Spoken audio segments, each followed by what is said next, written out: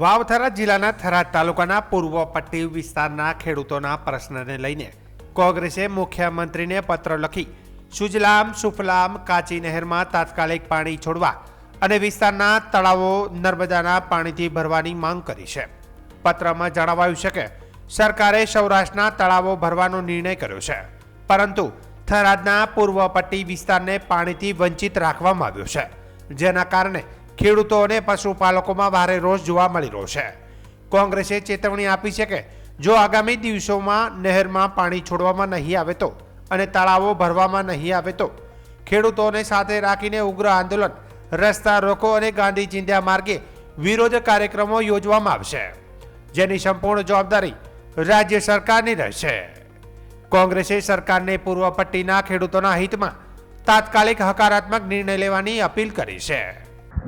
11 જૂનથી સરકારે પરિપત્ર કરીને એક નિર્ણય લીધો છે કે પિયત માટે પાણી છોડવામાં આવે, પણ થરાદના જે 97 ગામ છે પૂર્વ વિસ્તાર પટ્ટીમાં સુજલામ સુફલામ નહેર આવેલી છે, એના બાબતમાં સરકારે કોઈ નિર્ણય લીધો નથી।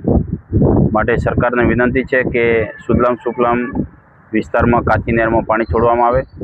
અત્યારે ચોમાસું પણ ખેંચાણો છે, ખેડૂતોને ક્યાંક પિયત થયો છે, ક્યાંક નથી થયો છે, એ પણ પાક બળે છે।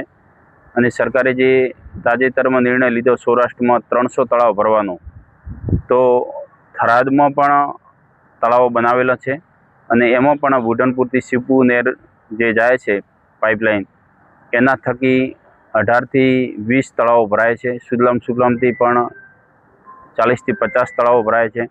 તો જે સરકાર નિર્ણય લે આખા ગુજરાતના ખેડૂતો માટે એક સરખો નિર્ણય લે, એના માટે આજે કોંગ્રેસ પાર્ટીના સૌ આગેવાનોએ સરકારને વિનંતી કરી છે અને આવેદનપત્ર આપ્યું છે।